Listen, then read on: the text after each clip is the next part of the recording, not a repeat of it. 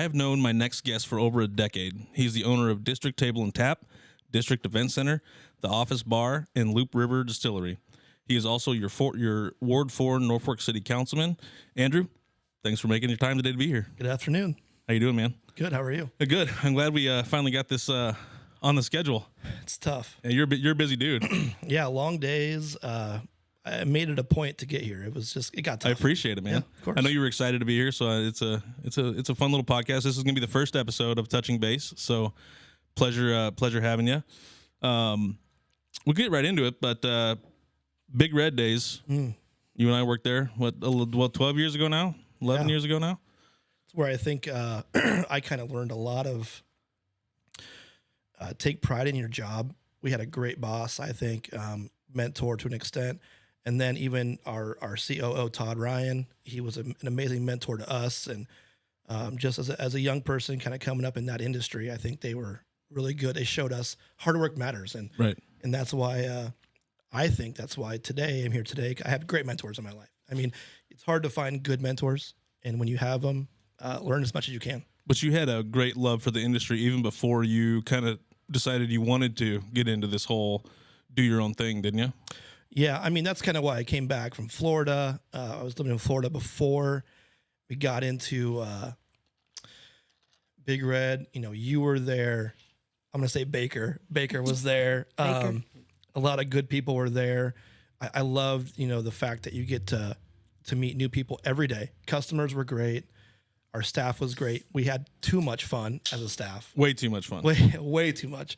And I think that was, I think that's one of the reasons why we kept a great staff for so many years at Big Red. We had great leadership, but our camaraderie, just every day. I loved coming to work, and it was easy. It was a lot of fun. We made some late nights out of it. Yeah. we were in our younger days. We were in our early 20s. So no kids.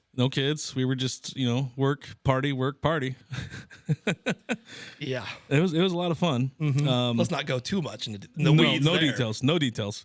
We'll just say we had a lot of fun. But yeah, the camaraderie was great. And Anita came in a year after Andrew got there, I think. I think so. Yeah. Yeah, it was just a lot of fun. You were just a part-timer though. I was just a part-timer. Yeah, Bartender. I had a full-time job. So yeah. But her shifts were the funnest shifts. Oh, yeah. She was always a Saturday bartender, and it was a lot of fun. She came in with a new attitude. We had a full-time staff who worked there every day.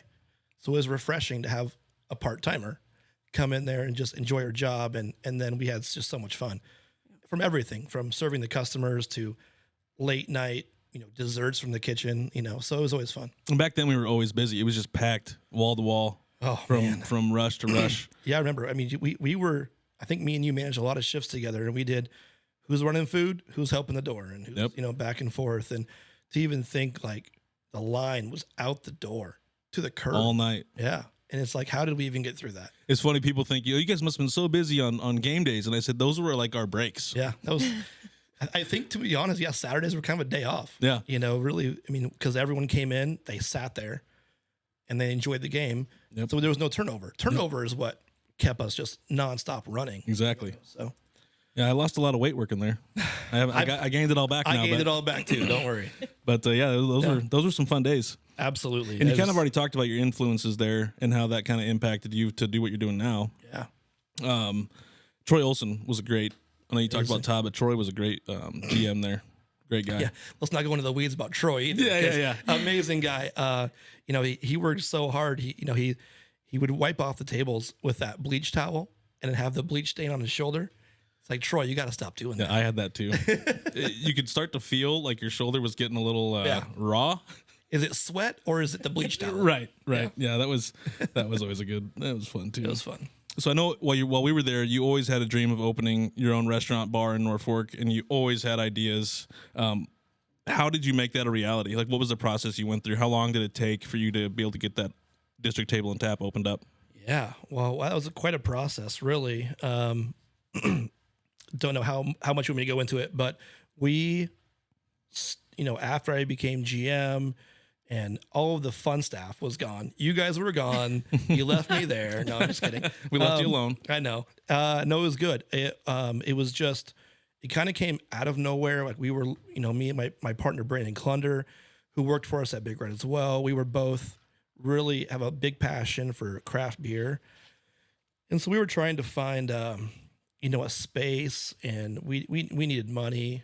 We needed everything: space, money, customers, staff. So the first thing we found was a really good partner in Dirk Peterson, who owned the property we wanted. And he worked with us to kind of plan the space. And if you guys know Dirk at all, he pushes to the ultimate limits. So we walk in there one day, we want half of the building. And he's like, okay. And talking to contractors, trying to figure out exactly how we're going to do this. So like where the bar is, it was going to just be half of that? Yeah. Okay. And there was a wall separating these two buildings. Right. Like a week later, we walk in and Dirk's tore his walls out. He's like, no, you need the whole thing. I was like, well, okay. And so we weren't partners at the time. It was just me and Brandon. And we went to the bank, and Dirk really stepped up as a, kind of not a backer, but as a influence to the bank, is saying, hey, look, these guys have a great plan. It's my property. I want him there. And he's such a respected person in our community. So it worked. So we got our loan from the bank, and it was a real tough decision to leave Big Red. I did love Big Red. I was there for 9 years. We were all there for a long time. I wouldn't be here today without learning what I learned at Big Red. Right. And it was cool because I had that conversation. It was tough with Todd, who was our COO. And to this day, we're still real close. He comes and sees me at the restaurant, emails me, texts me, calls me. So, and it's also leaving something that's certain, set in stone, to this whole new adventure that's probably scary as hell, right? Oh, yeah. So I was unemployed with babies. So think about not having a job for a few months and working for nothing. Right. Setting things up, trying to hire staff, and then and not having a paycheck. So it was scary for sure. But you and I kind of had the same thing happen. The same thing happened with me coming into the insurance industry. I went 6 months without a paycheck trying to start a business. It's scary. It's very scary. It is scary. And then COVID hit. Yep. And then COVID hit. Yep. And then I didn't get paid for like 6 months, but we paid our staff. Right. And so we'll get into that later. Commend you for that. We can definitely talk about just how COVID impacted the restaurant industry. Yep. And then how you can come out on the winning side of it. Right. So. And I can totally see how you going out and starting this is a little bit scary, but I remember back when we were working together and you would talk about, man, I would so love to do this. I would so love to do this. And you, like Zach said, you had all these ideas. And I remember thinking, Andrew's going to go do this someday. I know he's going to go do this, because you could hear the determination in your voice. And so then when all of this kind of started happening and you're like, Baker, this is going to happen, I was just like, heck yes, it is. Heck yes, it is. So that was awesome to watch and have a friend go through such a great thing. Yeah, great. It was tough. It was real tough. I mean, those early days were really hard. For me, it wasn't hard going to work and doing the long days. It was, at the end of the day, I have to pay the bills, the taxes, learn the whole new structure of, not just helping the kitchen or running food. The business part of it was, the challenge when you're there for 10, 12 hours doing the work and then finding another 6 hours to, because you still got to run a business. Invoices. And I didn't know taxes were real. Oh, they're real. They're very real. Very real. So I didn't, it was a challenge, but once you learn it and then you can start managing your days, okay, I'm only going to do 8 hours. I'm going to do 4 hours here. And so did you have to start blocking your calendar off? Like you started using the calendar like crazy? I tried. It didn't really work because I didn't have an office at the time. Right. So I worked at Bar Top.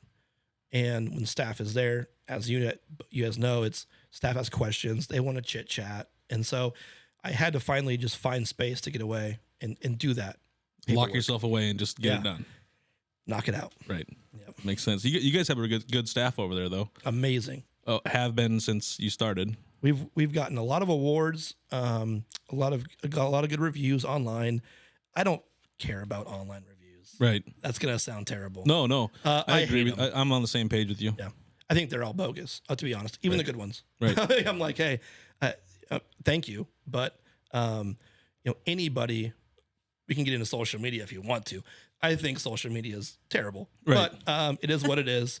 It's just because, anyone can say whatever they want to at any time and with no repercussions. Right.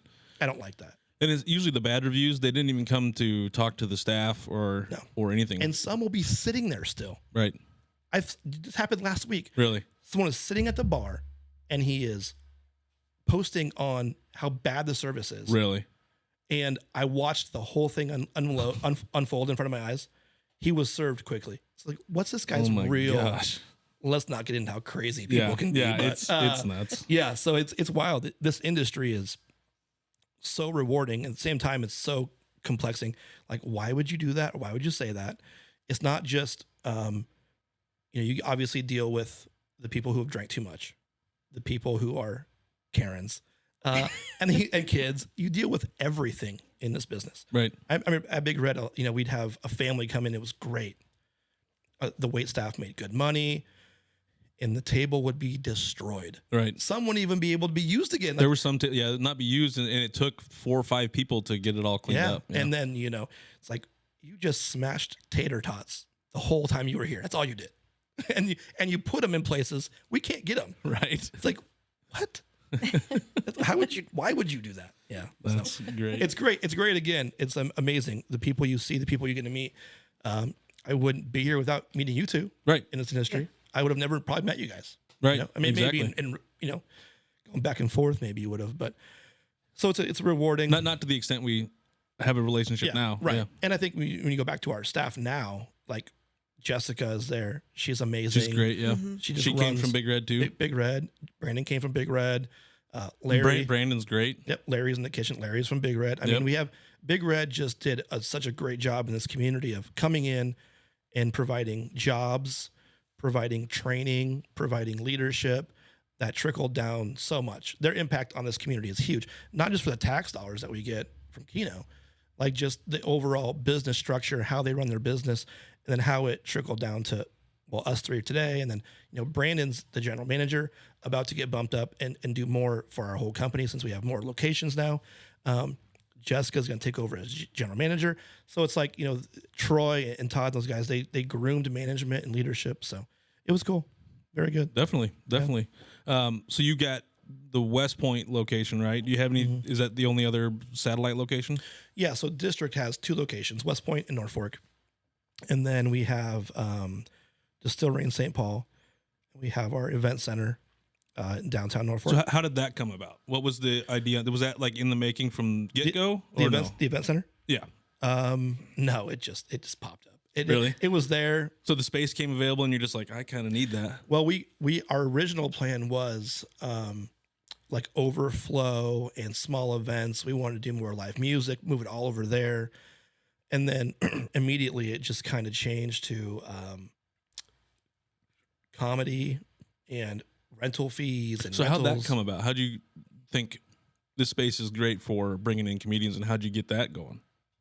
So I don't know how it popped into my head, but I can tell you that I'm a big comedy fan. Right. I think, I go to Lincoln from time to time. There's no comedy club.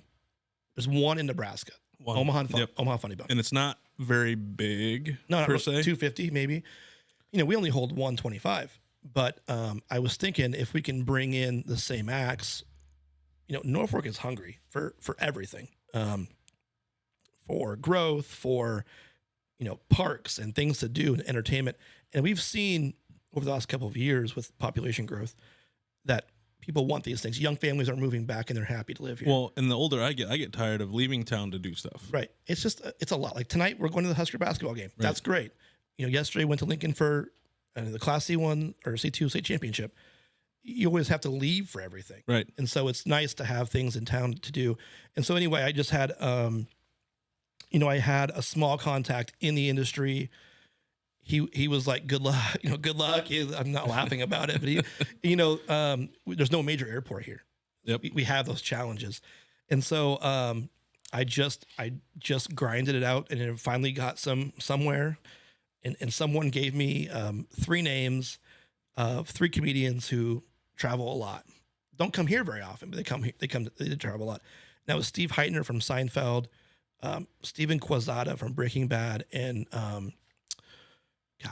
Kevin Farley, Chris Farley's brother. Yep. He was amazing. So we started with those three, and then it was all on a Thursday night. We did Thursday nights only, one show. You had all three of them on the one night? No, I'm sorry. They were all three on Thursday nights. Gotcha. So we didn't do any multi-nights or multi-shows. So then when we had those three shows, we had great success, and I wish we would have had two shows. We moved on, and immediately it was, the company we were working with, the talent agency, who had these guys under contract. They were super impressed. So then we did more shows, and we started doing Fridays and Saturdays, 2 shows, 3 shows, 4 shows, and now we're at 4 shows, and Norfolk is selling out these shows. This is not it's not fake news. Right. Norfolk is selling out 4 shows. Right. We just had Ben Bailey from Cash Cab. He had 2 on Friday, 2 on Saturday, and then he went to Kearney for 1 on Sunday, and he did 1 at the Funny Bone on Thursday night before. He had 6 shows in Nebraska, 4 were in Norfolk, and he sold them all out.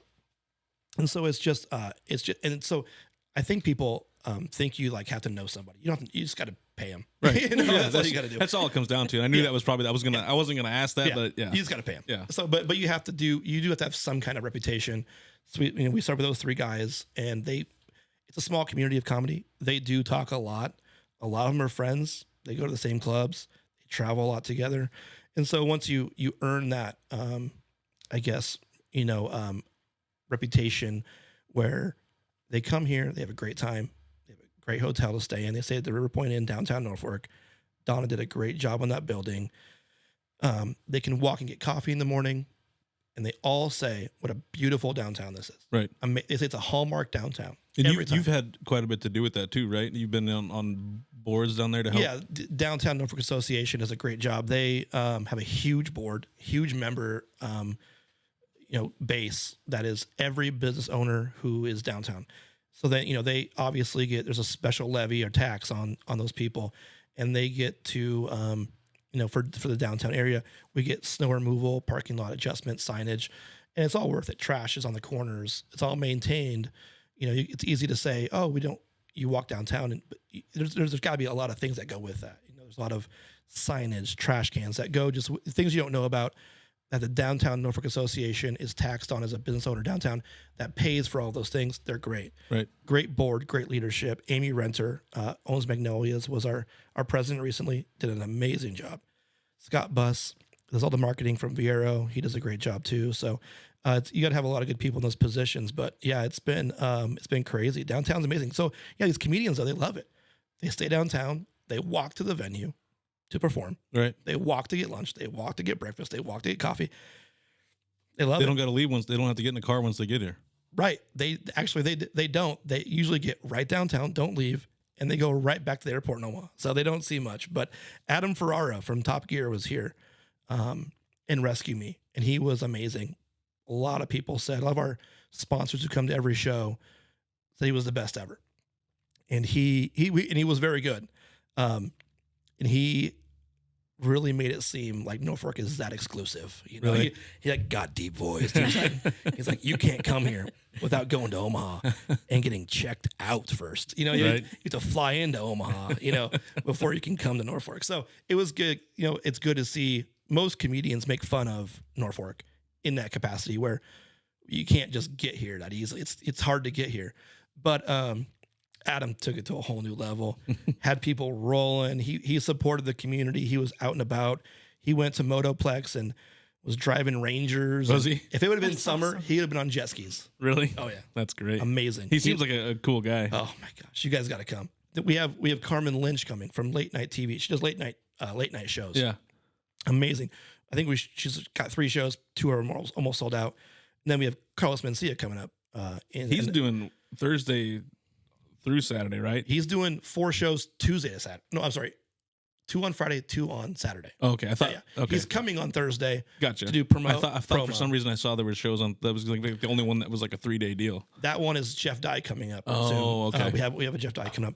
But yeah, so we have this huge. Carlos Mencia. Like I know. I grew up anyway, Right. watching Mind of Mencia, Right. and it was hilarious. And so it'll be nice to meet him and pick his brain on everyone who comes in. I ask him how we can do better as it's a club for them. So we're gonna start. We did film a special for Rachel Feinstein, who was our first one. Yep. So we had cameramen walking around the show, cameras staged everywhere, and we had people she was picking on. And so she's a firefighter wife. So we asked our firefighters to come to the show. They had no idea. They're going to be on national TV. They're going to be picked on by Rachel. Yeah, it was great. It was a lot of fun. Rachel's amazing. So did you have the crew for the film, or was she bringing a crew? We worked together to find a local crew. So they were local. Yeah. Awesome. They were, That's I think, great. out of Columbus. That's great. Actually, yeah, it was amazing. That's awesome. Yeah. You're doing some big things over there for sure. And you really help cater to the community too. Like you helped me out when I was getting married. You got me into the drop of a hat. Marriage. I know, it's crazy. Yeah, Baker, are you married yet? No. Yeah, that was a crazy deal. You got me. I texted you like on a Wednesday. Yeah. And you got me in that Friday. Good. I think it was like one of our best selling bar days too. Was it? I don't know. It probably was. It probably was. We don't know how to have a good time at all. Not at all. No. Yeah, there's only 12 of us, and the biggest bar tab. Yeah. Yeah. It was a good bar tap. Yeah. Yeah. So how about the distillery? I really didn't know about that until you told me. That would have been in March when I got married, because he's like, hey, I have this whiskey, bourbon. You should try bourbon. You should try. We do whiskey too. Yeah. But yeah. But how'd that come about? Well, so things have changed for me a lot. Up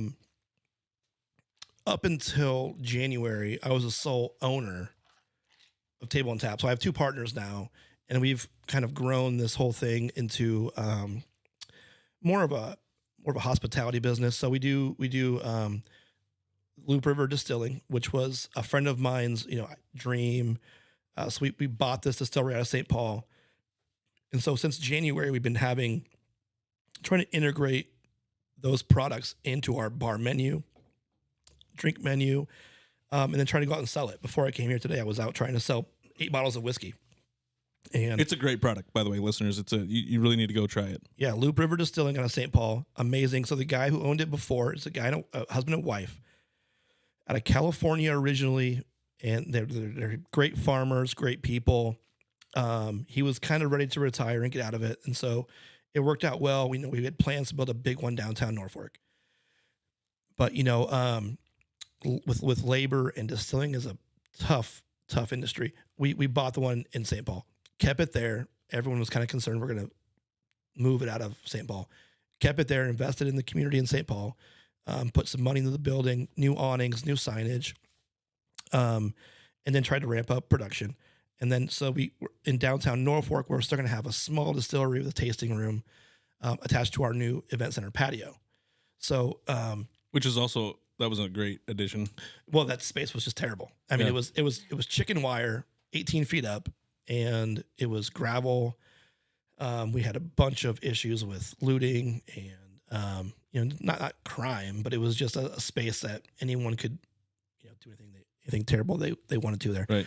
So it worked out well, and that's one thing. Even with Table and Tap, back to our earlier conversation, that building had dirt floors and bats everywhere. Right. And now it's a usable place for lunch that provided, or dinner, whatever. You guys did a great job with renovating that. Yeah, I mean, it took forever, but and just think about that whole thing is crazy. But yeah, back to the distillery. We do what we do right now is 5 products. We do rye whiskey, a bourbon. We do a 5-year bourbon, vodka, and gin. We also do a hooch. Hooch is just whiskey that's not barrel aged. So, but it's amazing, to go to St. Paul. I have it's 2.5 hours. So if I go there and hang out with the staff, I'm probably not driving home. Yeah, I'm staying. So I have an apartment there. and it's crazy to even be a part of that community because they're so welcoming and so nice. Whenever I'm there for one night, I'm hanging out with our employees and their husbands and their wives, and it's just so much fun. So it's rewarding to go there and we go there and do some hard work. Barreling is tough. Yeah. Bottling is tough. It's tedious work. So then to do that after and then go hang out with the staff and we'll close the distillery down, go walk to the bar and have a drink. And then they have a great restaurant there. It's really fun. And we do huge sales in the state of Nebraska. People love local. They do. And it's all local corn and rye. We're not buying All thing we buy is labels that Right. aren't from Nebraska, and some of them are. So it's all local. It's a great product. Our vodka is really smooth. It's all Nebraska corn. And that's the easiest one to make, right? Vodka is the easiest one to We can crank that out. in 2 crank it days. out. Yeah. Now But- you're talking my language. Yeah, Dirty Shirley's are big. We do a lot of honeybees, which is a drink with natural honey for gin. It's just a great place to go. We took a bus of Norfolk to St. Paul last year, or no, this year, and it was wild. We provided all free drinks on the bus, there and boy. back. Oh yeah, Wow. and then they had to pay for them when they got there. We had live music from a Norfolk band. It was just so much fun. It's been fun to be there. Yeah, we have this apartment. I got to tell you about this apartment. So it's meant for me and my partners, if we're there working, to just sleep. So there's nothing in there. It's an apartment with one bedroom has 2 like creepy twin beds, and then one has a blow up mattress. Right back to college. Right Yeah, back to college. It's worse than that. In college, I at least had like a dresser or something. No microwave, nothing. And then there's in the main living room, there's like a twin mattress someone dropped off. We're not even sure who dropped it off. All right. Yes, it's real bad. Nice. And so I took my kids there for the first time overnight. So we went there kind of late, talked to the staff, got some work done. The kids went across the street, played at the park.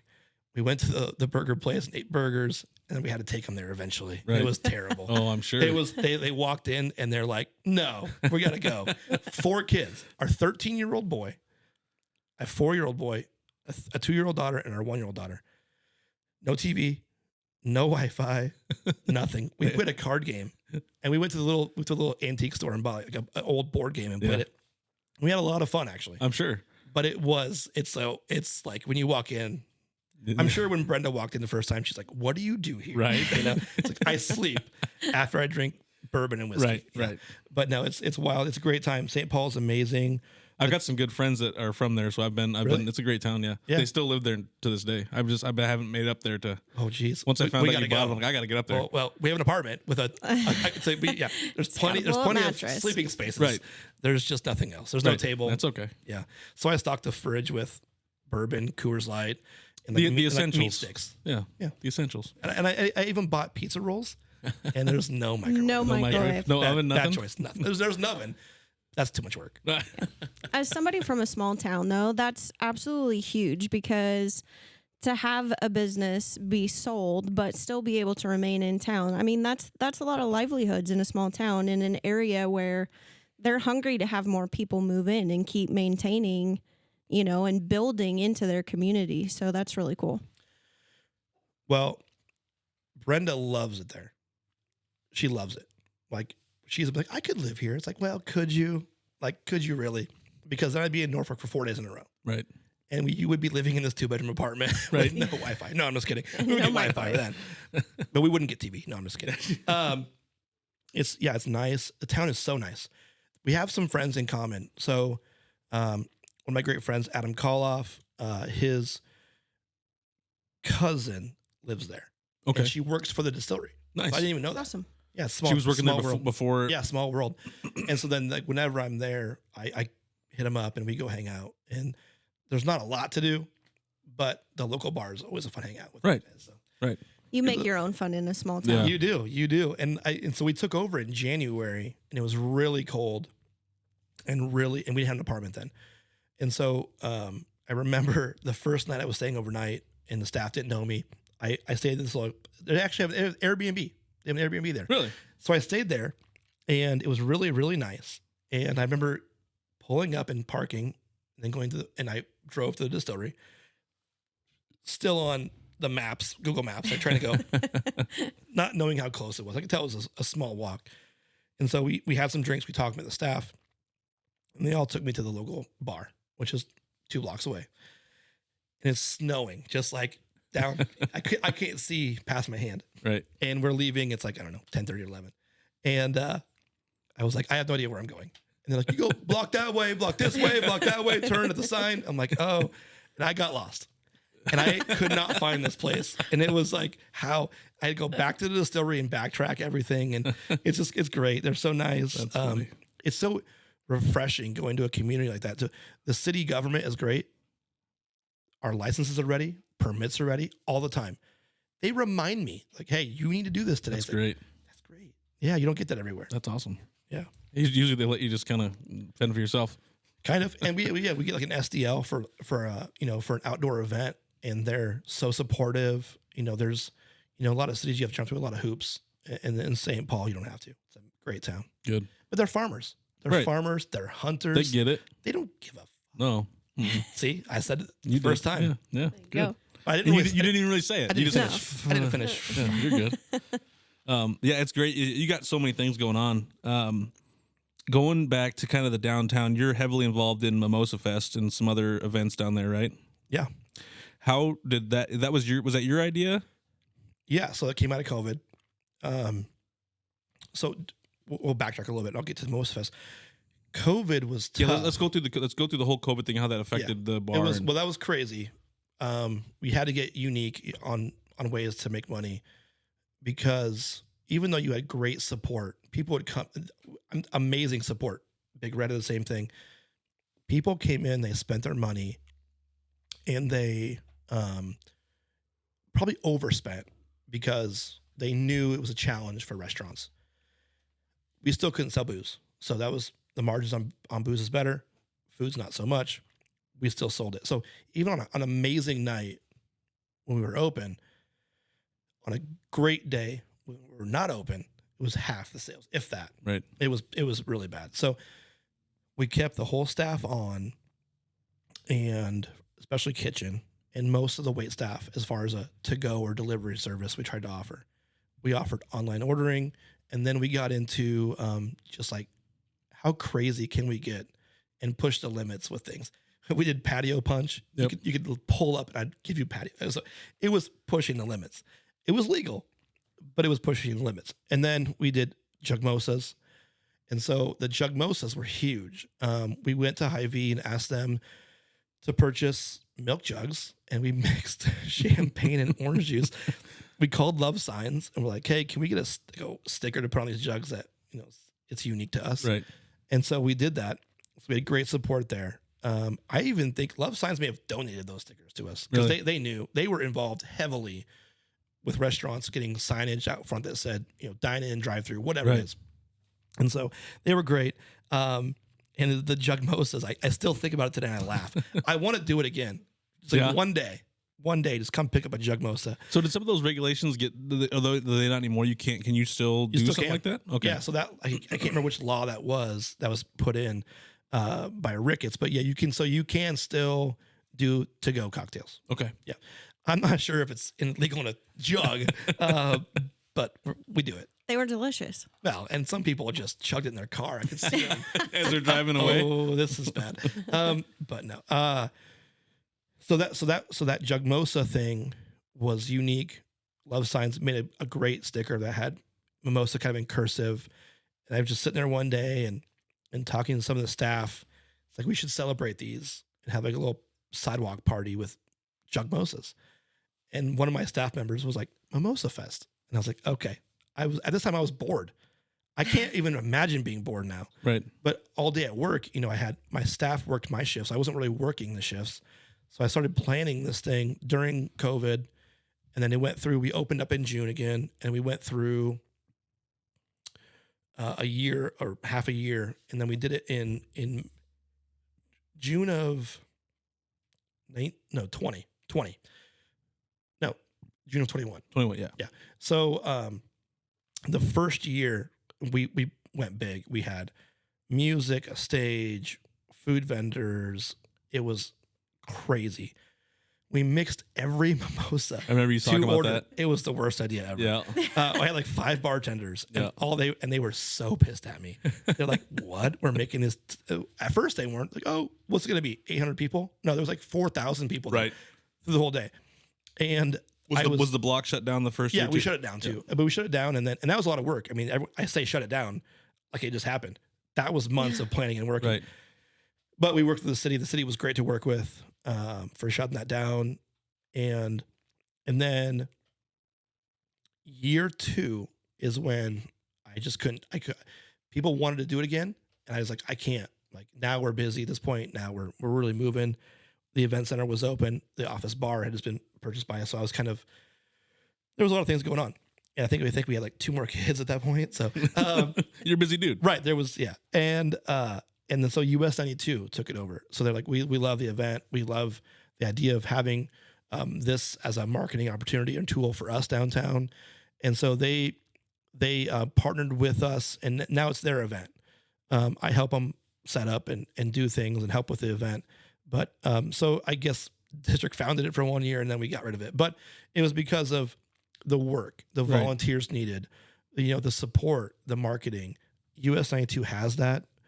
They have that, that ability to do that. So Mimosa Fest, it's crazy. Every single year, I'm amazed. We went this past year. It was a great time. I'm just amazed by the people, right? And the things that they do after 15 mimosas. Yeah, we left before it got too crazy, but yeah, that's kind of why it ends at 10 o'clock. Yeah. Well, I can see. I'm surprised it's even 10 because like we showed up when it started. I was done. I was done by 6. We ended at 7 the first year. Did you? And I was like, that was plenty. But then this last year we went till 10 because Mr. Hand had a reunion concert. Right. So we kept it open. It was huge. I mean, it was amazing. Great turnout. Plus, every year there's been you buy a wristband and either $5 or $10 goes to St. Jude's or the women's shelter. So every year there's a charity that gets essentially the profit. That's of it. Great. So and this year there was 2 stages. There was 2. Yeah. The last 2 years have been 2 stages. The main stage we try to keep it local bands, and kind of celebrate that with Green Light Great Night, which US 92 and Mike Flood do. I remember that conversation with Mike. He's like, I want to invest in local music. And I was like, holy cow, you're the only one. Right. So, but it's been a great opportunity to work with US 92 and those things. Green Light Great Night is a great program. And so it really kind of influx some money for bars and restaurants to put live music on. But it's great. So they do a great thing. The whole event, Mimosa Fest is great. The second stage then is kind of more for, Chad Barnhill at Midwest Music does a great job with local bands. There was some younger bands there. The first year was Neon Lights, and they were at that point they were good. I knew who they were, but nobody else did really. Right. And they were amazing. They're so good. There's some good talent in Norfolk. Well, their lead singer's from O'Neill, but the rest is from town. Well, Northeast Nebraska, I guess. Sure, right. But they're so good. She's so talented. And hearing the band play together and how involved the parents were with helping them book, coming to the events with supporting the bar by buying drinks. I think they also performed at Big Bang Boom. That was big this last year. That was huge. Yeah. No, Neon Lights is a great band. I think they're all out of high school now. Maybe one left. Close. Maybe one left. The drummer. So young. I think so. So young. But then this last year, I think it was Frippery. So there's always a good local band. Chad's doing a great job with these young kids and molding these bands and, finding drummers and bass players and then teaching them and having classes and lessons. He runs that camp. Was it Camp Rock or something over the summer? That's a great deal. Yeah. Chad's a huge asset. You should have him on this podcast. He's on the list. Is he? Because I haven't talked to him yet, but he's on the list. That'd be a 2-hour conversation. I got a whole list. I'm gonna I figured after you and I did this one, we would kind of bounce some names off each other. There's a lot of people we got to get in here for sure.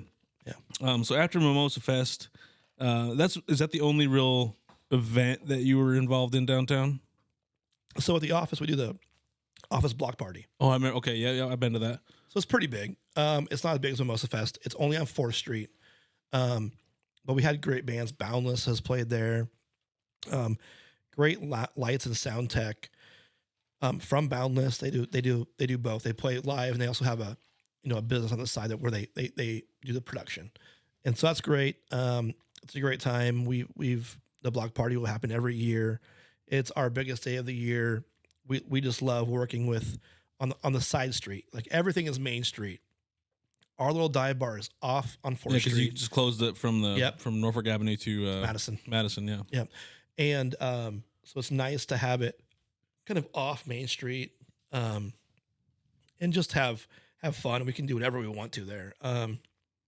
We did a lot of barbecue.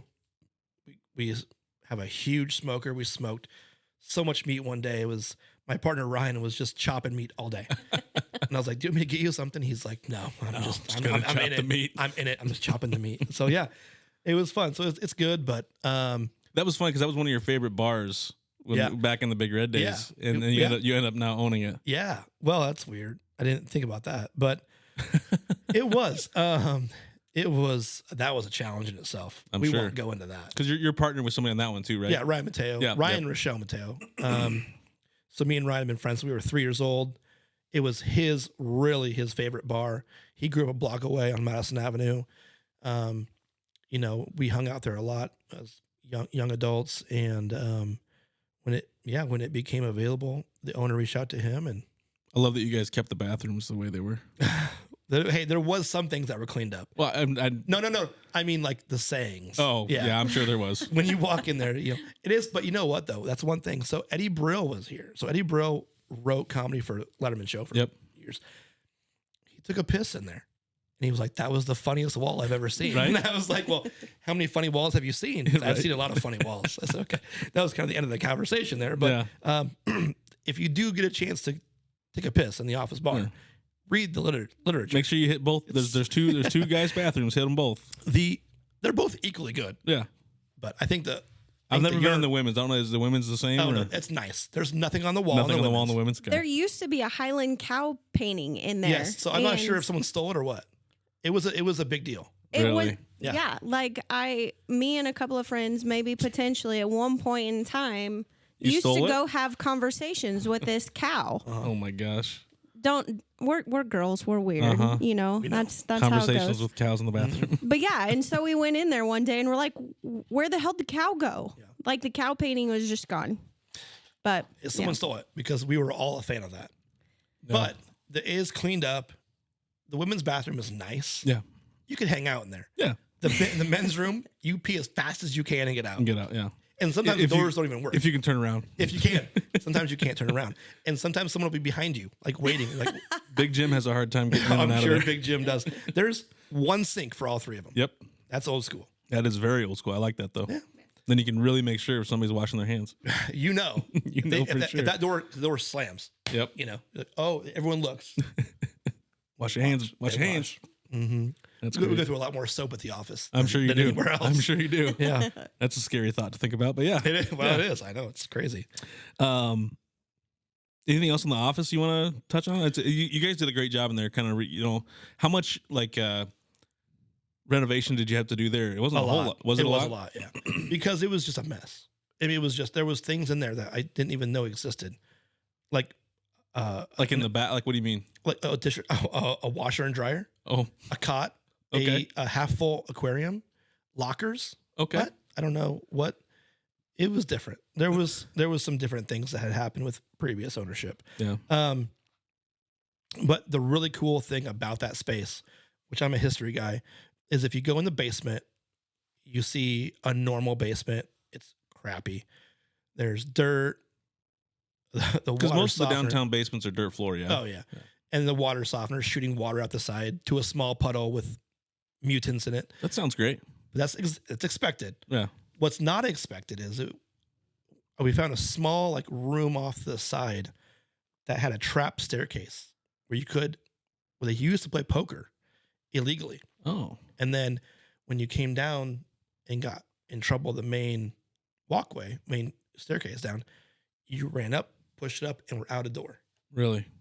Pretty cool. That's really cool. It is cool. Even those sort of things are all over downtown. Well, isn't there a tunnel system too downtown?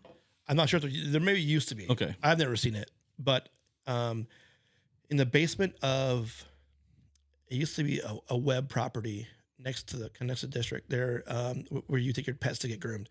In the basement there, on the wooden structure in the basement, are people's names. Really?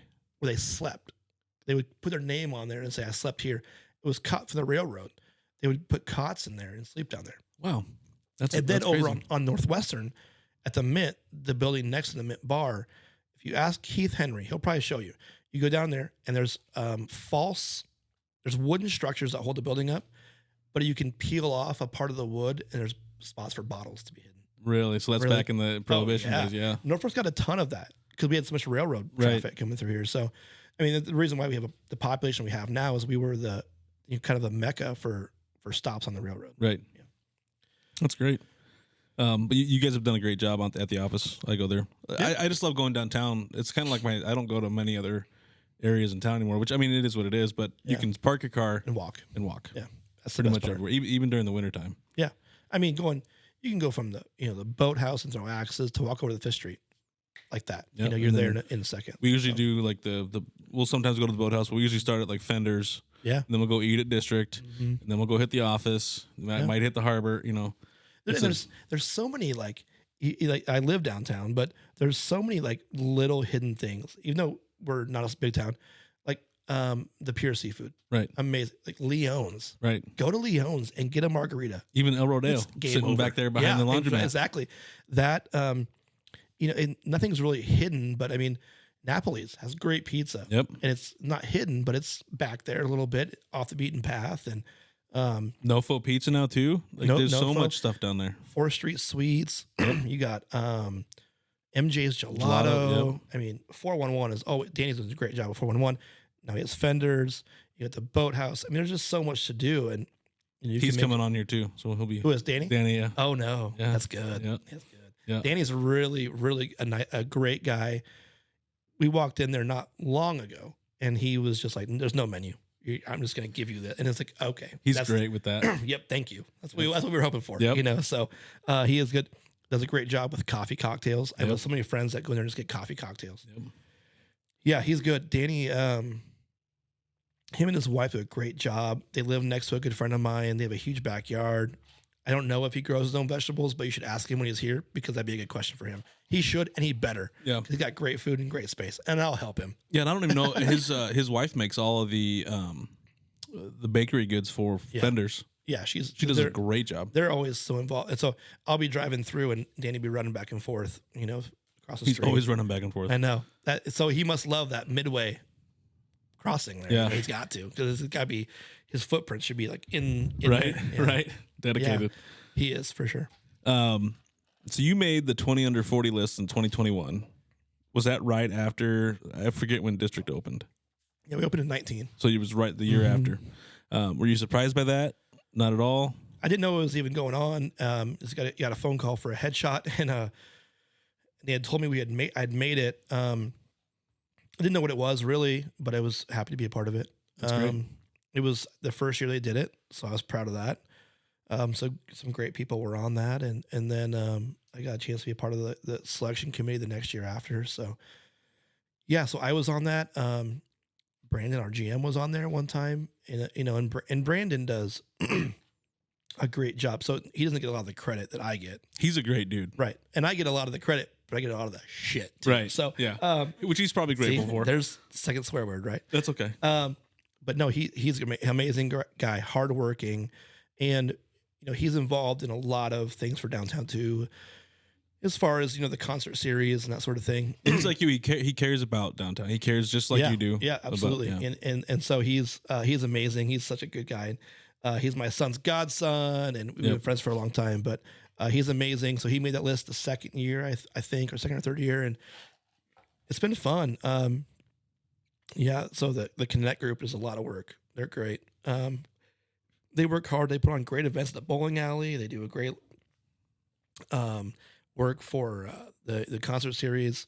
A lot of them are chamber ambassadors, so they go out there and put their red coats on and go to openings, and it's a great thing. We have a really good community of a lot of good people putting a lot of volunteer time in. So I was talking earlier about working 8 hours, office for 4.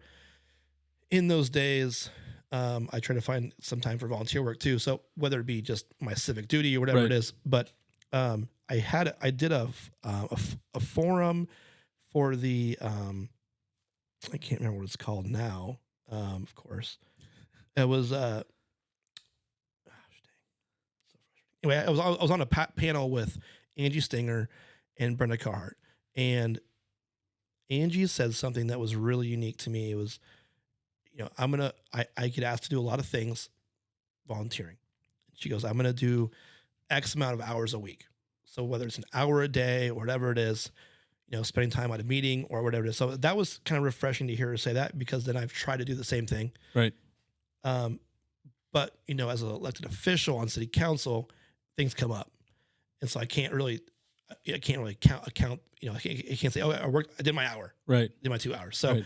and it is different in that position. But you know, finding time during the day, like what she said, not being elected, to find time to go to a meeting at DNA or the vehicle parking district or the creative arts district, getting involved and finding time to go to those meetings, putting on your calendar. That was what resonated with me with her. I know she puts a ton of time in. Do you guys know Angie? Yeah, I know Andy. Yep. Amazing. Really good person, puts a lot of time in, really is here for the community.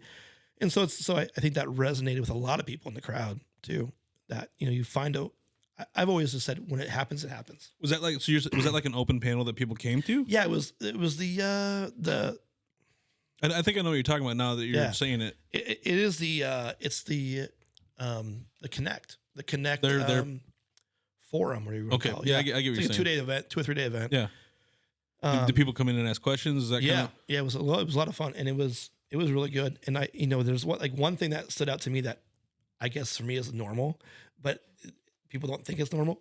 Early in the morning, I like to play chess Really? online. I never saw that about you. It just gets your mind Yeah. moving, and I think some things that have been recently have been good for me is not just going to work and like, okay, I'm hungry, I'm gonna eat a pizza, and then I'm gonna get a Coke, Mhm. and then I'm gonna. So like now I'm like groggy because Right. I wait to eat and Me too.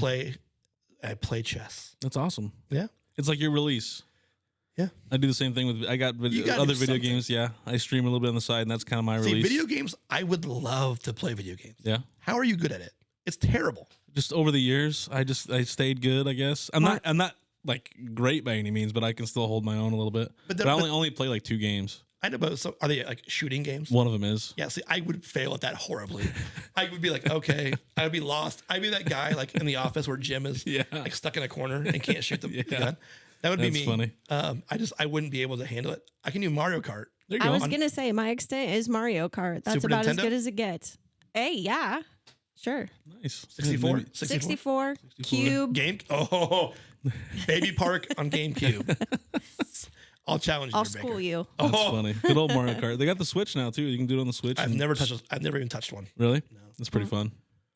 Moving on from the 20 under 40, you were appointed Ward 4 City Council member 2021 and then elected in 2022.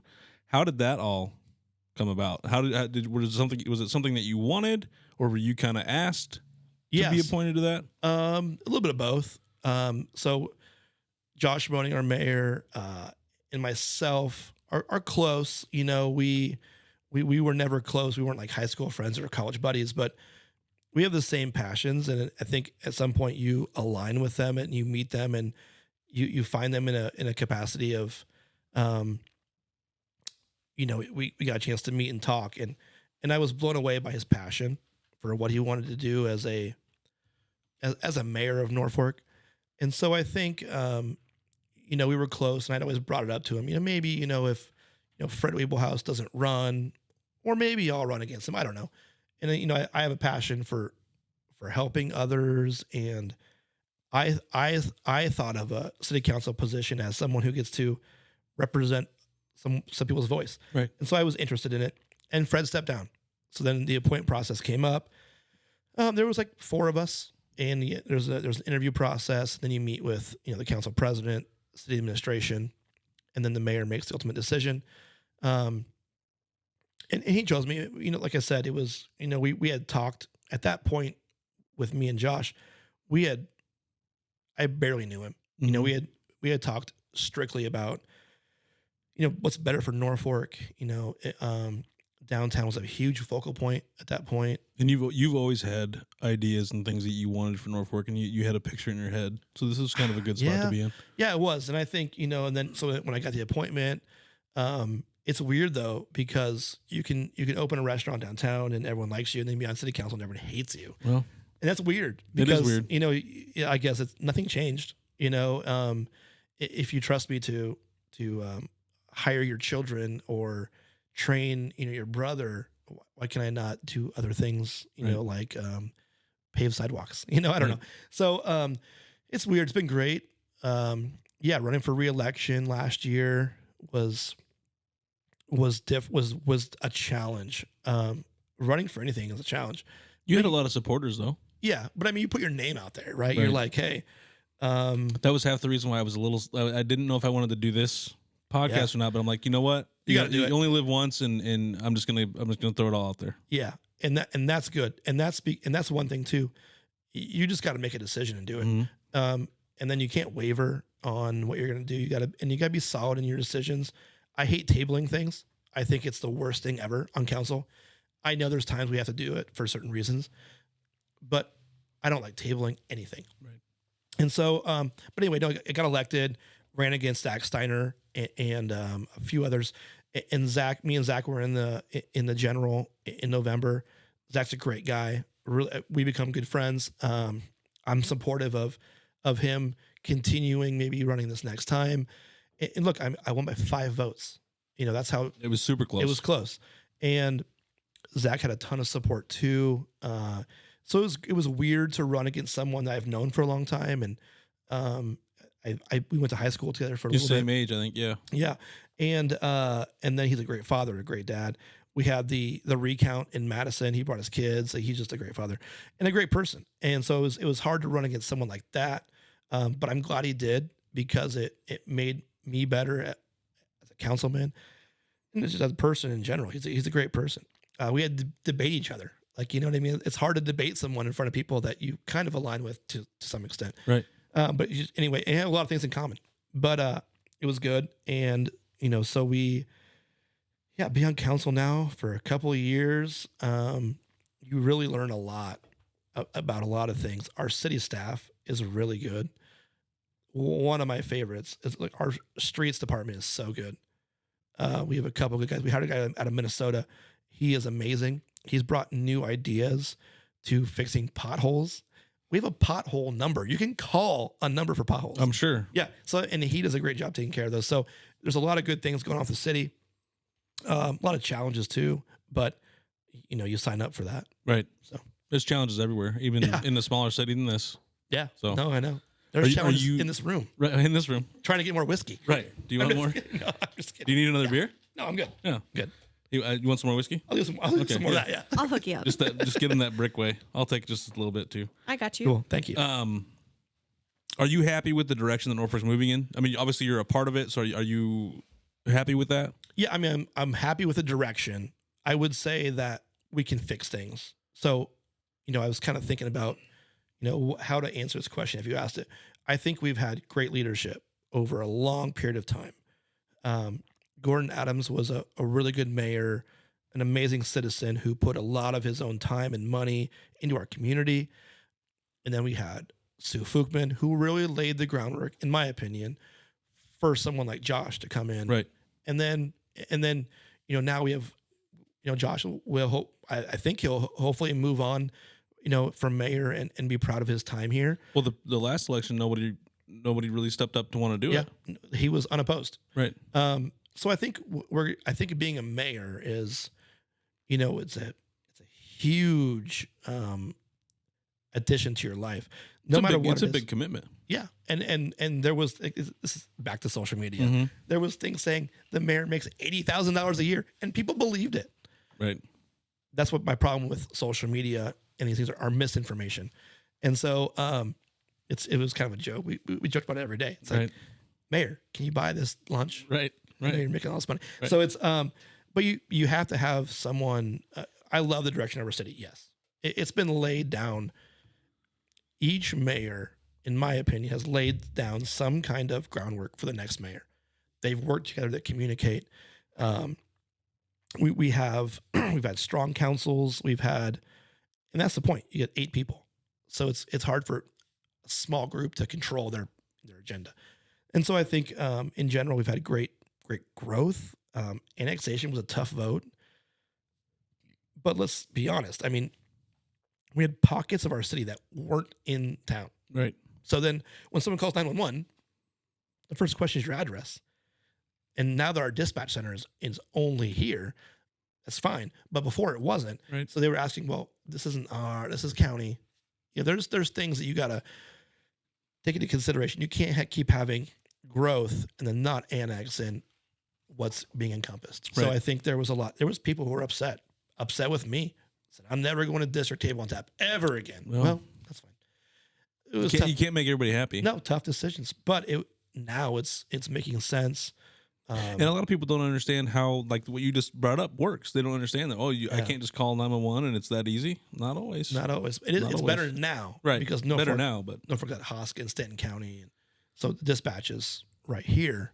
But so do you want to keep this seat for years to come? Or you? I mean, I want to be there forever. I think one thing that's the best part of being councilman is that you learn every day something new. Like Thad Mirren is my other ward for a councilman. He is been there for a long time. Shane Clausen, Corey Granquist, these guys. Gary Jackson was on there before he left when I was on there. Those guys had 12 years. They know what's correct and what's not right. They know when to spend money, when not to. For you listeners out there, if you go to the city website, you can see the past council members. The list is not very long. For the years that the city has been established, it's been a very tight-knit group. Well, I think that's because you get to working with the people in your ward, so you help them, fix their curbs, help them with zoning changes. You go to their home and you inspect fences, whatever it is. You get to know them, and then if you want to continue doing that, it's you put your name out there, and usually the people know you, so they vote you back in. That's like the best part about being a councilman is going to someone's home or going to their business and helping them with what they need help with. The council meetings are great. We get to vote on things, but helping them every day, you know what I mean? Like someone calls you're representing that ward, right? And you're representing the people. That's the best part. Going to their home and talking to them, shaking their hand, talking. So, and helping them with their issue, whether it be a neighbor issue, right? Fencing. Fences are always a big thing. So that's a huge thing. Yeah. It's tough. So I mean, those places. are the best parts about it. Yeah. Do you have any further aspirations? Or now that I just asked you want that seat, do you have any other further aspirations in politics at all? Nope. No, just want to stick to city council. Trust me, us three have done enough naughty things. I don't want them coming out. That's why I didn't even want to know if I wanted to ever run for council. I thought about it, but I'm like, I don't know if I want to. There's nothing that we have done that has not been done. Oh no, we just went out. And we had party. We had fun. Right. I think it's. I see now. Bob Dover in Senate doing a great job, and people criticize him who don't even know him. They've never heard him. They've never heard him talk. They don't know who he is. Flood doing a great job in Congress, working hard for the people of his district, talking about him. And even people are crazy. Some guy was posting about me not long ago about how I'm trying to buy up a property downtown and put an event center in. Okay, A, what's wrong with that? Right. B, I met with a doctor here in town who is doing that because I've done it before. So it's like, what's even the big deal if I did do that? Right. It's weird how people don't know you and then like they post about you. Right. And then I've never had that my whole life until I was city council. Right. And someone says something, you're like, who is this? And like your wife will show you, your dad will show you, be like, do you know this guy? It's like, no. How does he know me? He doesn't know me. Right. So it's weird to do those things. Not that I can take the criticism. Right. Look, all of us can. We work in bars. We work in restaurants. Right. We dealt with all kinds of people. Someone calling me a name doesn't bother me. Right. But it might bother. And the name calling shouldn't happen. I do like sometimes that, we can't, there's going to be disagreements. Absolutely. So just, but when it, let's keep it civil. Yeah. But it might bother me, but it might bother like my brother or Brenda or my kids. Or your parents. Right. You know what I mean? And that's where it's like, okay, you just said this. Do you know who's going to see this? And you're misinformed or wrong. Right. So that's one thing you have to get used to. I got pretty thick skin. I don't care. Right. Call me what you want to. Right. It's fine. But no, being on city council is amazing. You should run. I've thought about it. You should run. What ward are you in? I think 2. I'd be in Shane's. I think Shane's ward. So Shane just won last year. Well, we just bought another house though, so I think we'll be in the same one. But yeah, pretty sure. Yeah, I mean, you never know when someone's going to step down, and even Justin Webb ran unopposed. Mm-hmm. We shouldn't. I love Justin. Don't get me wrong, but no one should run unopposed, especially a new seat. And I like Josh too, but I thought running for mayor unopposed was kind of a crazy deal. Well, I think, I think some people get you started talking about mayor and council, not council, but mayor takes some money too. It does. And well, not if you're Josh, because he ran unopposed, but to oppose someone like him, Right. But someone should have, yeah. So that's one thing I think people got to get more involved, their names out there more, have more options. And like I said, I'm not opposed to him being mayor or whatever. Right. I just always think there needs to be a couple somebody in there. Yeah. I think Josh did a really good job his first term coming in, he made some hard changes, but he just, at the end of the day, he worked his tail off. And he got some scrutiny too, but he went through it. Well, he's still getting it. I know he is. Which is good. But and he should. No one should be satisfied 100%. Right. Something would be wrong then. Yeah. Well, then we'd be under a dictatorship. That'd be China. Yeah. Yeah. But no, I think it's great. Yeah, like I said, just the best part of doing it is going and seeing the families, talking to them, fixing their issue, whatever it is. That's the big thing, and I know you like that. Yeah, well, you're just that person. And then you get like these people who are like, "Oh, my backyard's not big enough for a chicken coop. We passed that this year. You have ducks and chickens." Yep. And what can we do? I said, "Well, there's conditional use permits. There's blah blah blah." And she's like, "Well, can I just put a chicken coop back here?" And I was like, "No, you can't." And we kind of laughed about it. She's like, well, "I'm going to." I was like, going to. Well, there's going to be someone driving down your alley, checking your property out. Yep. And so then we figured out a way to make it work. And that was what was important. So, see, not many, I never heard about that. Not many people, normal citizens hear about the scrutiny, the criticisms. We don't get to hear the good things that you guys do. There is none. I made that whole thing up. No, I'm just kidding. No, you're right. No one ever, it's not in the paper. It's not, it's not written about on social media or anything. That's another reason why I wanted to start this podcast, to really get the long form view of a person like you. Yeah. I mean, there's a lot of things. I mean, there's so many subcommittee meetings. Mm-hmm. We get things done and we get a chance to talk to the city staff, go to the wastewater plant, go to, the streets department, go to the PD, and we get to know the staff and see the things behind the scenes that really people don't get to see. And then they don't understand how our city really works. Who does the minutes for the city council meetings? Brianna. She's amazing person. I've read through, some of those documents are hundreds of pages long. She's the best. And so I feel bad for her. I would too. When I'm looking at them, I feel bad for myself trying to read it, but we go through so many conversations and meetings, and some last hours. Right. But she's great training. There's one good thing about being on council too, is there's a bunch of seminars you can go to with staff and kind of watch them take notes and learn and then be a part of it too. Most are in Lincoln, but some are in Atlanta too. So I haven't gone to Atlanta, but I've gone to Lincoln for a couple, and just to see our city attorney and Lyle Ludd, works for the city in HR, watching those guys go and explain things to me. It's like, that's cool. Like me and Frank Arns went. He's in Ward 2. And we went there for a couple of days and just got to know the staff, listening to how they do their job. Their jobs are tough, and I think people just think that like things happen. There's a lot of work behind the scenes. But yeah, I think people think that with a lot of corporations or everything. They just think, it's just there. We're talking right now. People are making it happen. Everything. Yeah. Restaurants are the same way. Yep. Everything's the same way. There's a lot of work behind the scenes, but it's been fun. Council's fun. I like it. I've had no problem. There's always scrutiny. There's always people. They'll be negative on everything. I've helped this one lady like 5 times, and then there's always another issue. Right.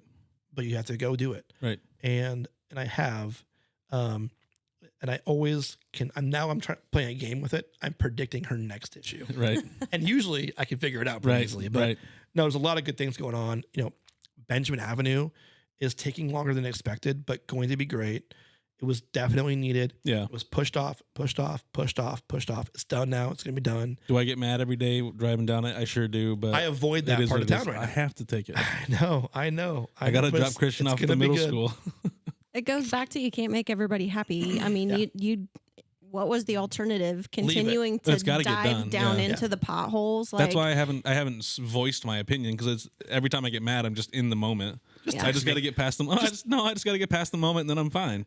I'm there with you as a citizen. Yeah. You know, I drive it too. Right. To daycare. Right. You know, at milestones. Right. And get my haircut by Brittany. Right Yep. there. It's like, I'm never coming back over here. Right. But at the end of the day, you can see it being done, and what it will do.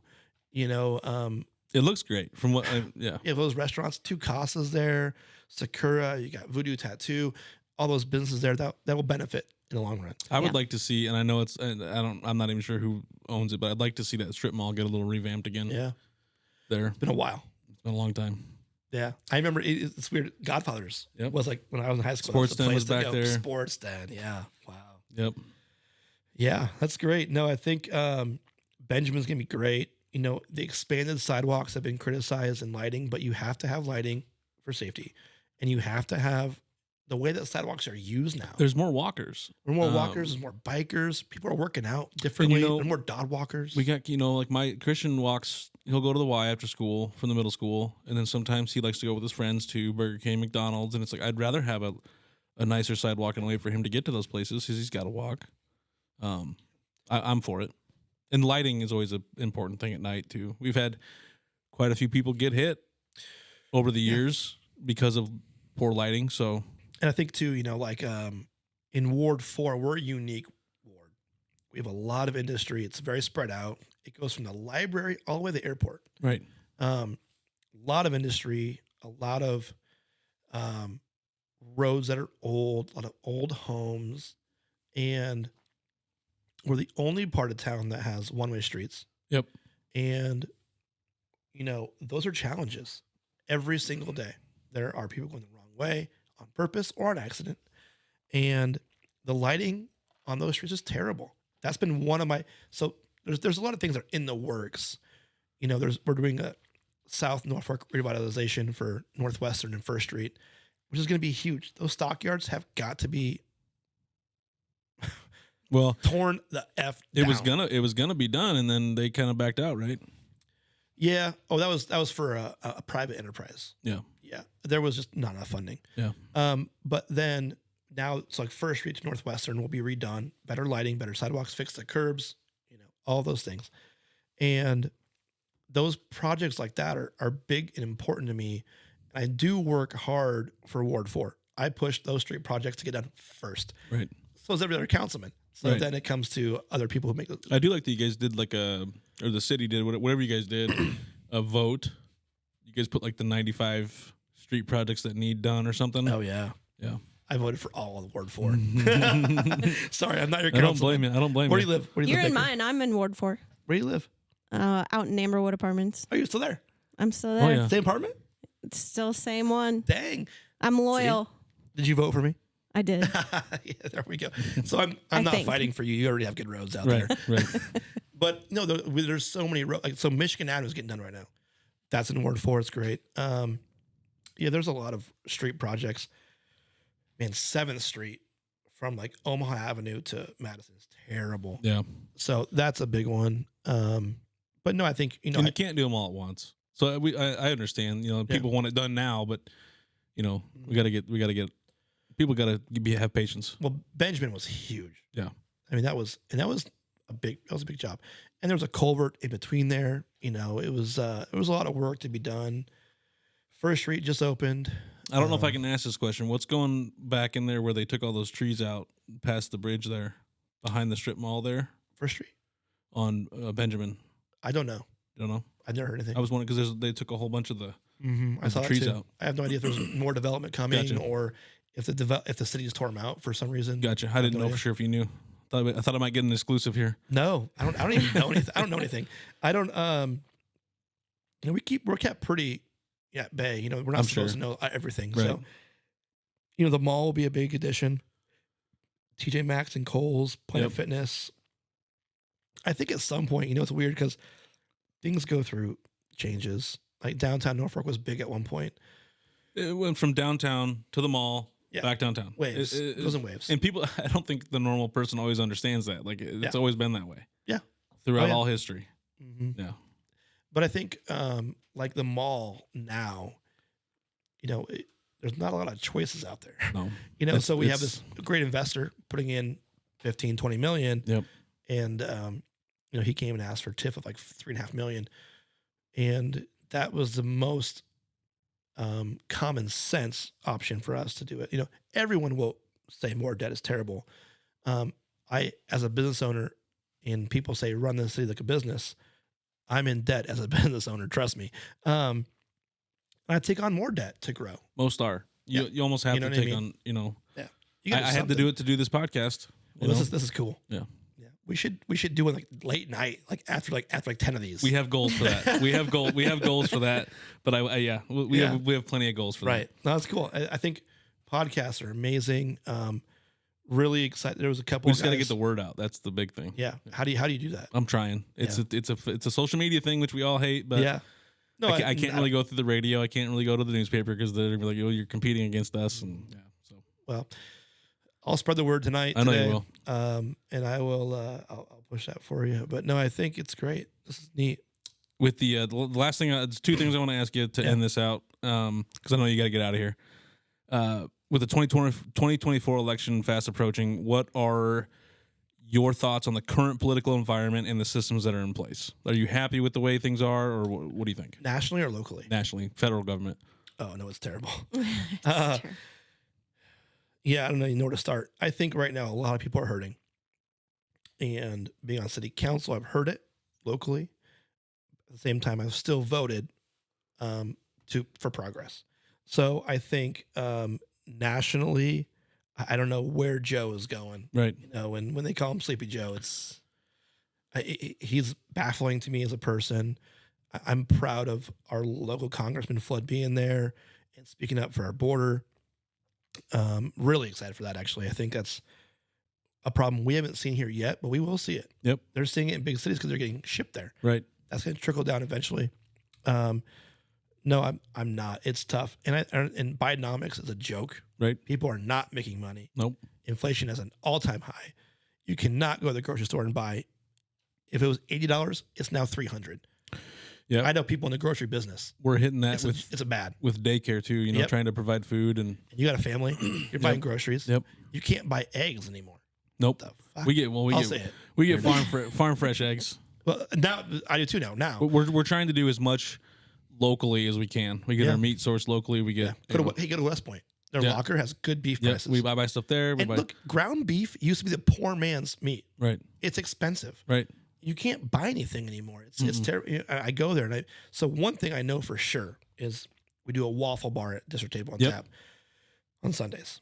We buy all of our fruit from Hy-Vee. I used to spend $90 on fruit and maybe like chocolate chips, but now we buy it from our distribution company. Yep. It is now $200. I mean, that's For $100. is that for one? That's just fruit.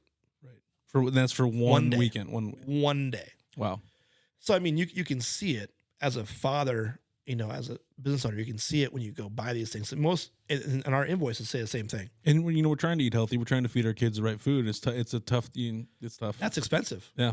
It's cheaper to let them be fat. Right. Right. I mean, really. It's true. Pizza rolls. Look at me. Yeah. This is all I got. Pizza rolls, pizzas, frozen pizzas. That's funny. Quesadillas, tacos. Let's go. Right.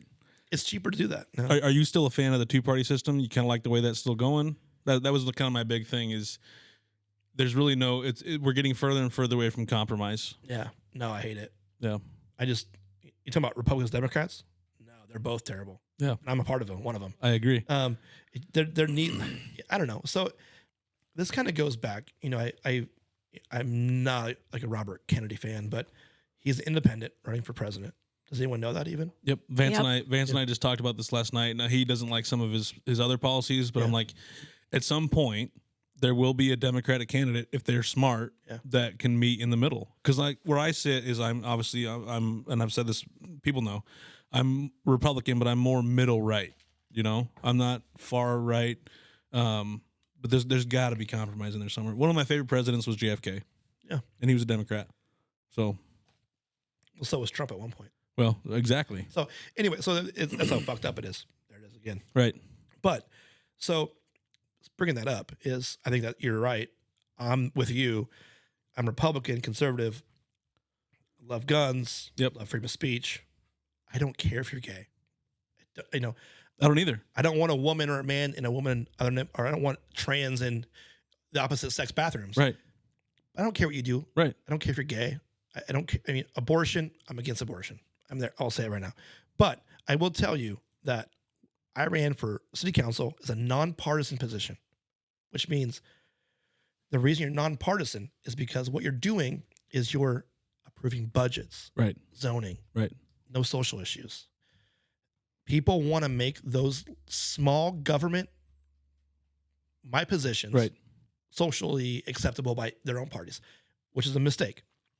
So the reason I was told, the reason that my election with Zach was so close was because I did a forum with Democrats.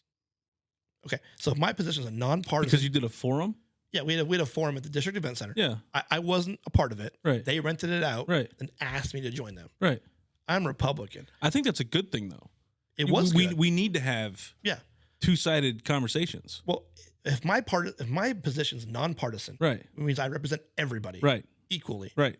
Then why would I not want to meet the people who I don't normally meet at the GOP? Those are the fundraisers? people I want to meet. That's why I did it. And so I did that. And then I'm hearing now, even a year later, that's how you lost so many votes. That's nuts. It's like, so you don't want to meet your neighbor who doesn't. So a problem with America today is the first thing you say is to someone is, oh, what are you? Republican, Democrat? How about, are you a good father? Right. Are you a business owner? What do you do? Right. What are your hobbies? No, it's not that way anymore. Now you talk about, oh, this guy is a fucking Democrat. This guy's a Republican. I have two neighbors. one's Republican, one's Democrat. It's like I don't want to be associated by how I vote. Right.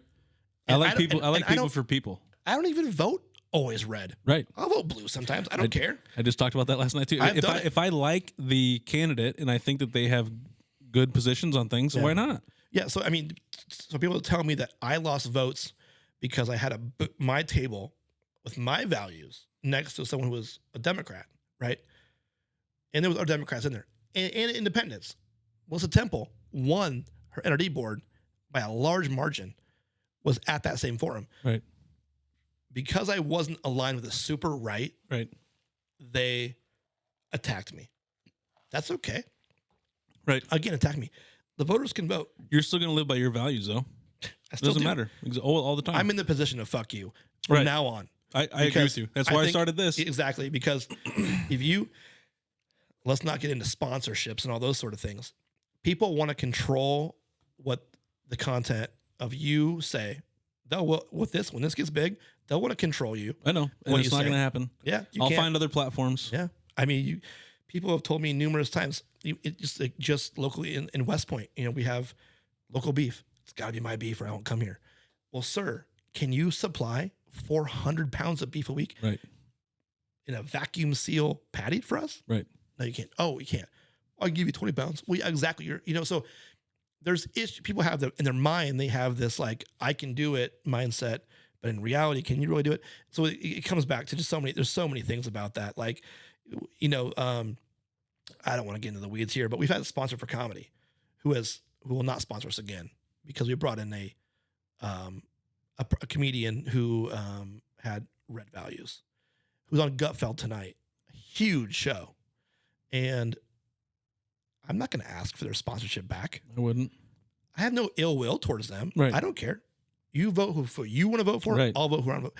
I don't care who you vote for. It shouldn't I come don't- into the weeds. I don't care like how that, you yeah. live your personal life. Right. You know what I mean? Just don't- Literally, respect for other human beings is getting a little harsher in the sand as far as like right's on this side, left is on this side, and not ever seeing anything in the middle. I can tell you, everybody at this table doesn't care whether you're gay, straight, No. whatever you are, whatever ethnicity. It doesn't matter. I wanted to make a joke there, but I won't. Go for it. No, Go for it. I won't do it. Go for I it. couldn't do it. I'll do it. I mean, I was gonna say I've been a little bit of all of them, but then Right, you said, right, I right. shouldn't say it now. But no, I think That's funny. like your personal life at home, Right. I don't care about it, Right. and how you vote, I don't. If you're care. a good person, Yeah. you got good values. Like it doesn't matter to me. I think that, and maybe I'm wrong, but I mean, like downtown Norfolk, when it used to be, everyone said they got to do something. Who's they?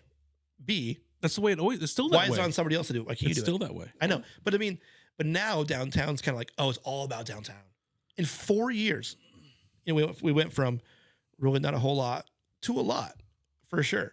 But now those same people are saying like, oh, it's all about downtown. But people think it's the city that made it. It was the people.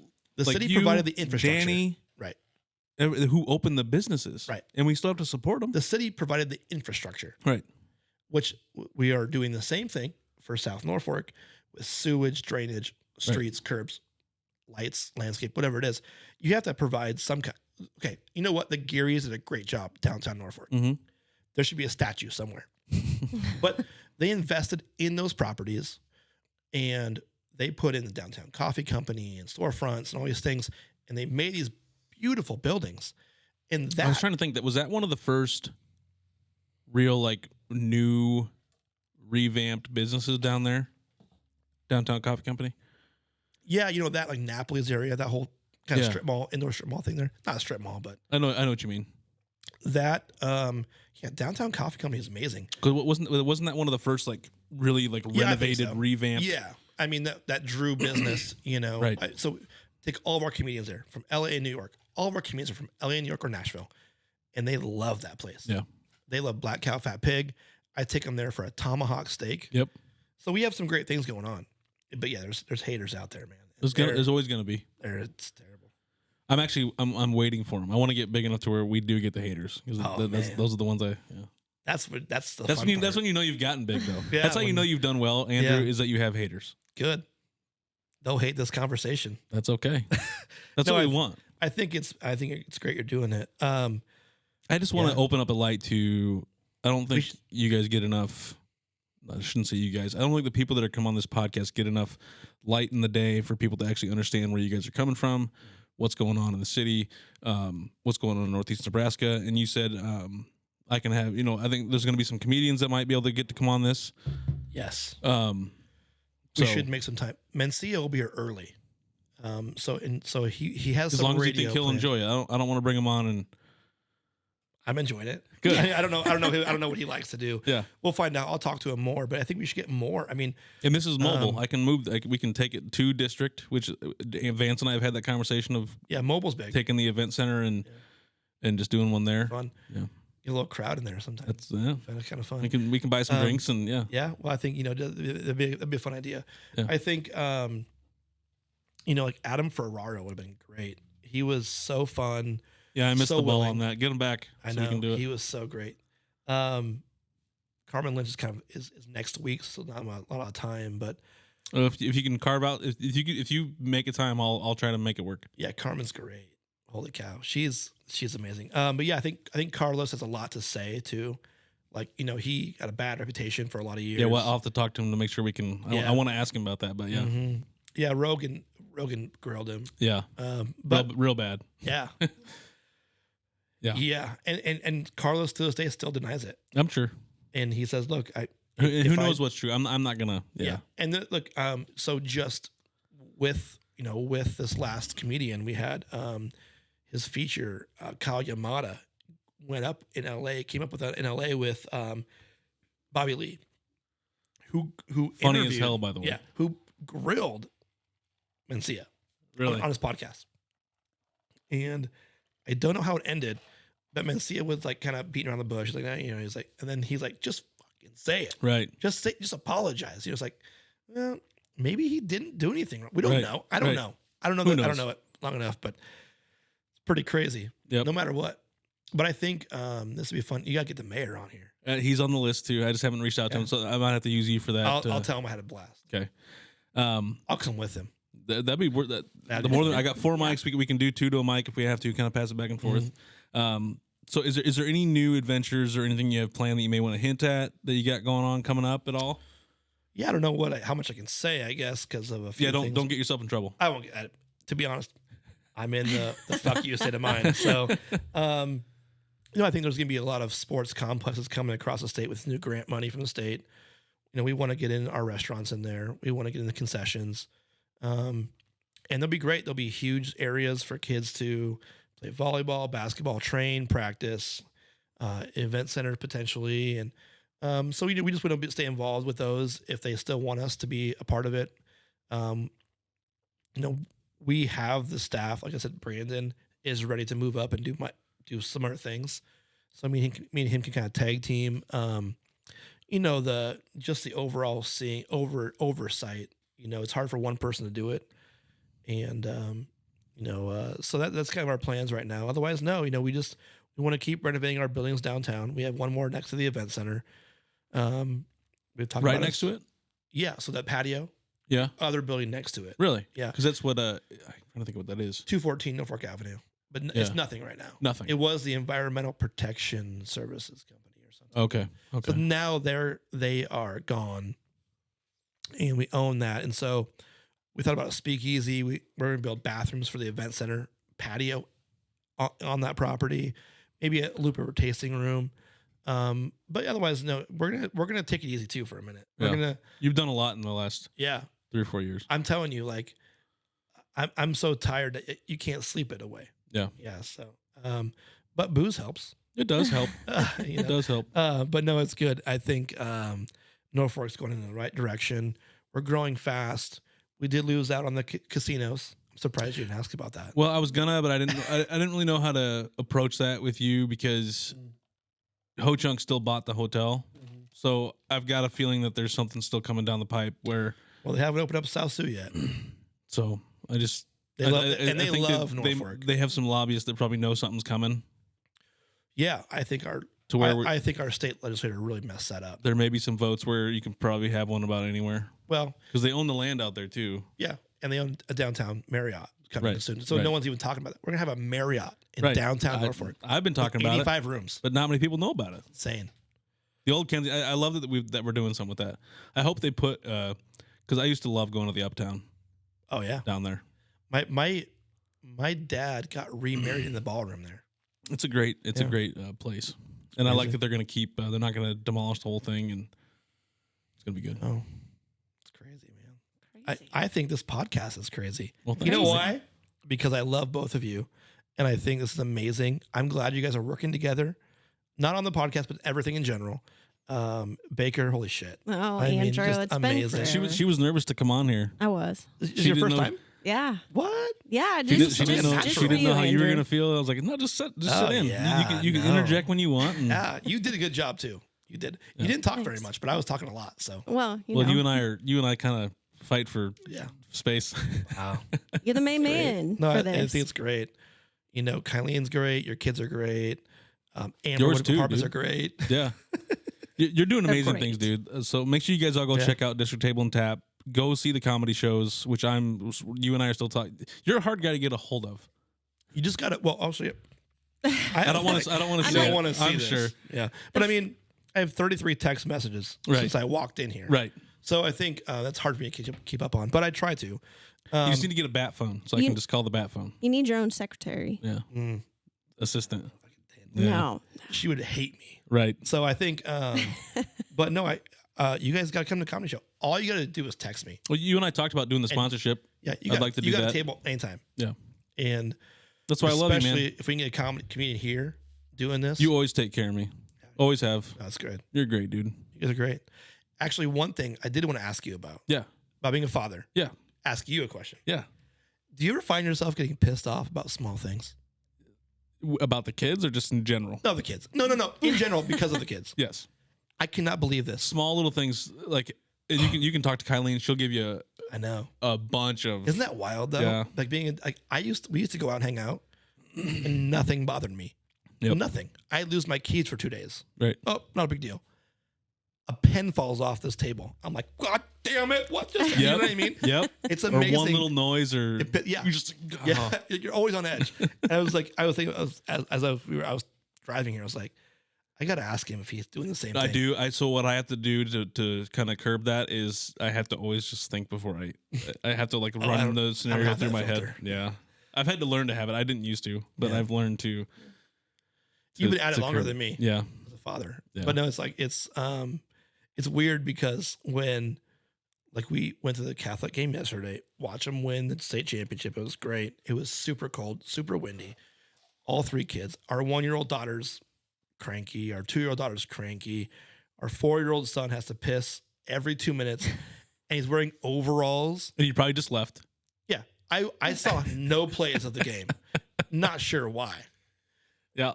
You know what I mean? That's what happens. We go to the bathroom, take his hat off, coat off.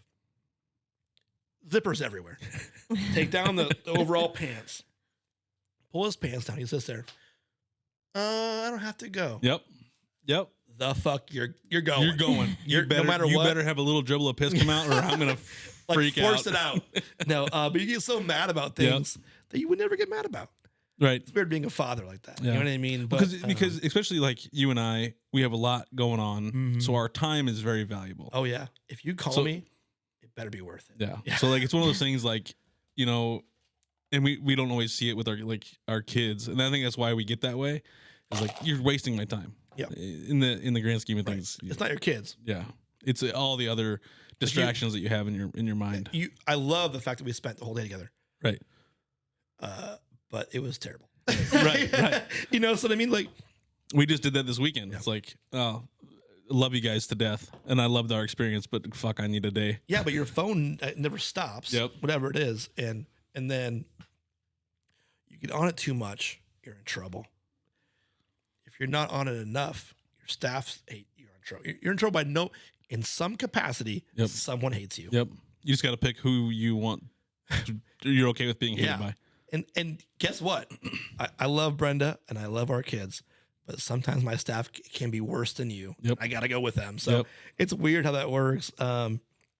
Yeah, it's funny. Baker says I thought I had one kid still. Yeah. What the fuck? I know. Time Well, flies, I dude. knew you had a couple, Yeah. Well, but they just get, I forget their names sometimes. They just start piling up. yeah. You need some kids, Baker. Oh gosh. She's got to find a man first. You have a dog? No, Okay. I don't. You have a cat? I'm gone too much to have pets. I it keep her seems working. like. Her family. She's got a big family, and I keep her pretty busy. I do. I was telling Zach this morning, I was like, I feel like there could be a good debate on like married life with kids and the single life and some of the misconceptions on each side and how, you assume that people that don't have any kids and stuff just have this unlimited amount of free time. And to a certain extent you do. Mm-hmm. But we do things too. But it's just different. Yeah. I remember the single days. Yeah. Pretty fun. But I think at the end of the day, no matter how stressed you get, your kids are always like, "Oh, daddy's home." Yep. Like that's like I never thought Right. I'd ever hear that in my life. Right. Because every woman always hated me. So it was like Zach, I'm moving in the basement. I don't know. Yeah. But no, You it's guys great. seem super happy though. You guys are. Yeah, are I great. mean, we live downtown, so it's a struggle in its own because our kids have a backyard. They have a big deck, Right. but we get the chance to like at least walk out the front of the door and go to the farmer's market. But at some point, we'll have to move and make a change. But Yeah. I think it's great that you're doing this. Little Papa Andrew. I know. Little Daddy Andrew. I don't. None of my kids like me, but one. Only one. Just one. Just one. Yeah. Evelyn. Yeah. So great. when she hears this and when she's like 15, she's gonna be like, "Oh, I'm his favorite." Right. At that point, I'll hate her. Right. I'll be Right. like, "No, Theo's my favorite." Yeah. now." Yeah. It That's how it's changes gonna go. No, it's great. No, I think it's great. Thanks for having me on. Yeah, dude, it's been great. I appreciate you coming on. You're gonna be the first episode. So Oh, good. I've recorded a couple other ones since You we have to we had to move yours back because he got sick. But You yeah, have to get Josh on here. we will. Amazing. You just got to go out and talk to him. yeah. Oh, it's happening. So everybody go check out District Table and Tap. Go to the comedy shows. Hit the Office Bar. Loup River Distillery. Get that bourbon and whiskey and the vodka and the gin. And keep voting for him for city council. Let's go. So we'll catch you guys on the next episode. Thanks.